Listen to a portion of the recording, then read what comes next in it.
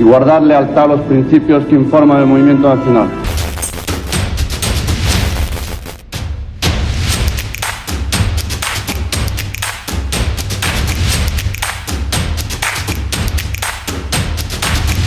Es responsabilidad de los legítimos poderes del Estado asegurar el orden constitucional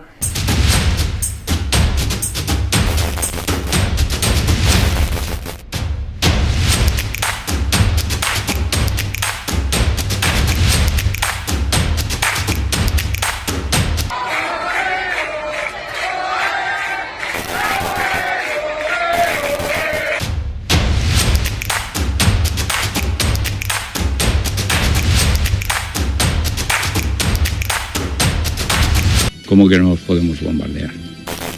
Por supuesto que nos podemos bombardear.